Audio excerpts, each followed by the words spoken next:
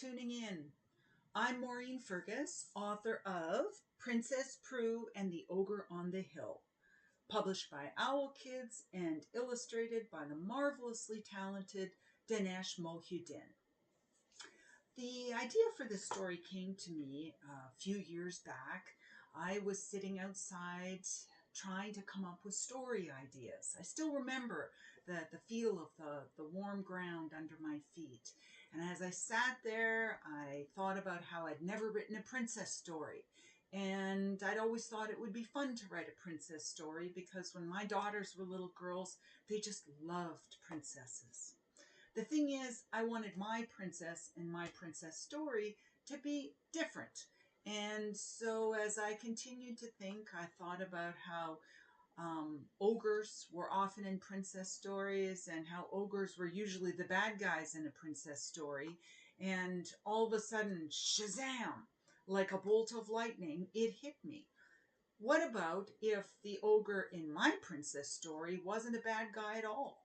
What if he was really a good guy who everyone thought was a bad guy even when he was doing good guy things? And what if the princess in my story was the only one in the whole town who was smart and kind and brave enough to give him a chance? And that's how I came up with the idea for this story. So, let's read it. Okay. Princess Prue and the Ogre on the Hill.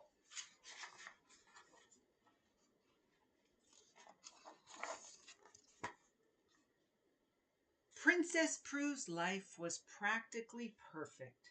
She had 2 loving dads, an ostrich named Orville, and 3 royal tarantulas.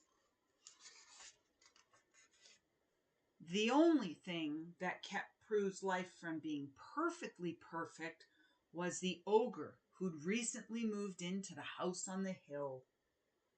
Oh, he was hulking and hairy, fearsome and scary. His toenails were crusty, his gray ears dripped goop, and his breath stank like socks dunked in rotten egg soup. Ooh.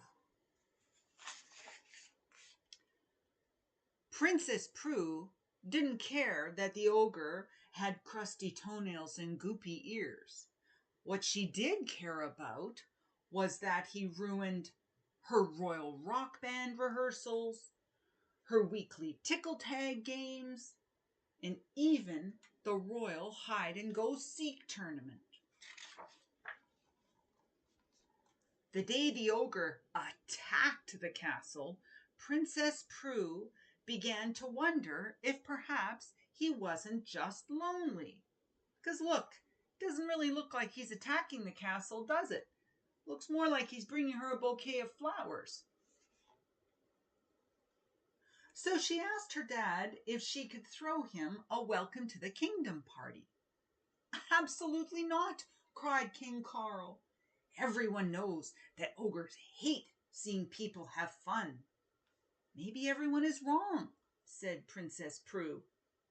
Maybe, said King Knish, but we're not taking any chances.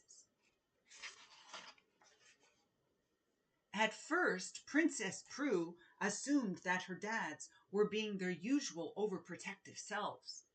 However, the palace soon began receiving alarming reports of the ogre's behavior. On Monday, he went to the bakery and ordered 10 dozen chocolate cupcakes with sprinkles on top.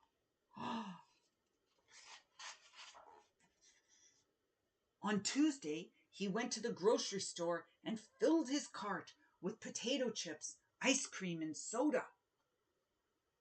On Wednesday, he went to the craft store and stocked up on construction paper, glitter glue, streamers, and sparklers. On Thursday, he went to the balloon store and bought 300 balloons. On Friday, he spent the day at home vacuuming, dusting, and decorating. The people of the kingdom were terrified. What could the ogre possibly be up to? They cried. What chilling act will he commit next? The chilling act the ogre committed next was to send everyone in the kingdom a handwritten note with an ominous message. Come to the house on the hill at 2 o'clock on Saturday. You're in for a big surprise. Being turned into ogre stew would be a big surprise, fretted King Knish. Being forced to trim ogre toenails would also be a big surprise, moaned King Carl. Oh, what is that horrible ogre up to? Do you have an idea what the ogre's up to? Yeah, me too.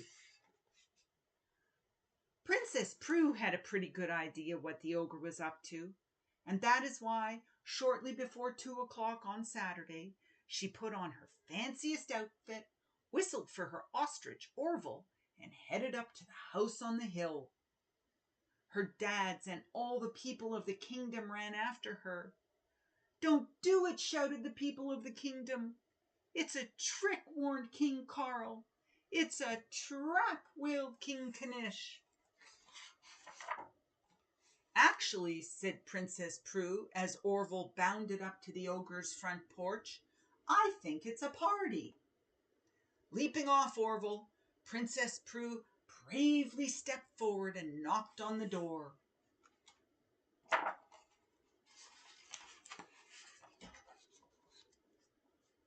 You came, cried the ogre.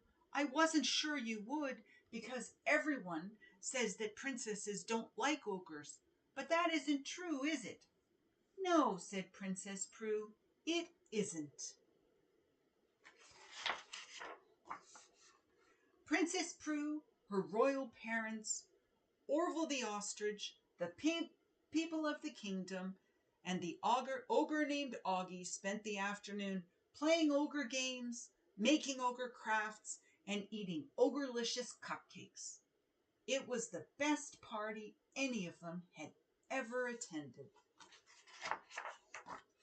In the weeks that followed, Princess Prue discovered that Augie was as good a friend as a royal princess could hope for. He was faithful and funny, helpful and sunny, a listener, a playmate, a pal through and through, a kind-hearted friend who would always be true. And on top of all that, he was exactly what her royal rock band needed to take their music to the next level. The end. Well, I hope you like listening to the adventures of Augie and Prue as much as I liked reading to you. Good news, there's another Prue and Augie book coming out in April of this year. I don't have an actual copy of the book yet, but it's called, I've printed out the cover. It's called Princess Prue and the Switcheroo. So you can go to my website, www.maureenfergus.com, to find out more about this book or any of my other titles. Thanks very much to the hardworking team at the Forest of Reading for everything you do. And thanks to you, the reader, for tuning in. Take care and happy reading.